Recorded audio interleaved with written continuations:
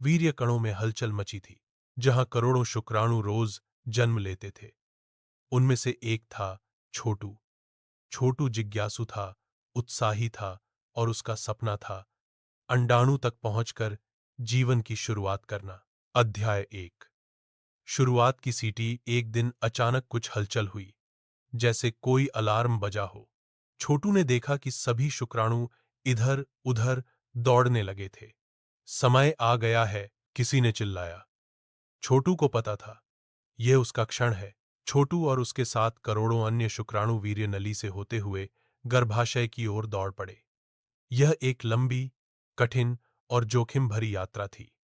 कई रास्ते मुड़ते थे, कई बंद हो जाते थे, और कुछ तो वहीं थक कर रुक गए। मैं हार नहीं मानूंगा, छोटू ने खुद से कहा। अध्याय 3। बाधाओं का सामना। गर्भाशय में प्रवेश करना आसान नहीं था। वहां शरीर की प्रतिरक्षा प्रणाली पहले से तैयार थी, जैसे कोई सुरक्षा बल।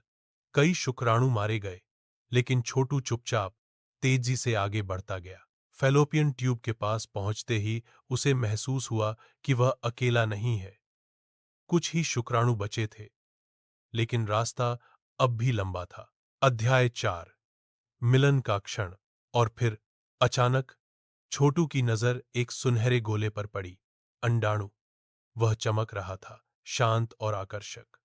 सभी बचे हुए शुक्राणु उसकी ओर भागे, लेकिन छोटू सबसे तेज निकला। उसने अंडाणु की बाहरी दीवार को छुआ और उसके अंदर प्रवेश कर गया। जैसे ही छोटू ने अंडाणु से मिलन किया, एक चमत्कार हुआ। दो जीवन तत्वों का संगम हुआ और नया जीवन बन गया। छोटू अब शुक्राणु नहीं रहा, वह अब एक जीव का बीज बन गया, एक भ्रूण।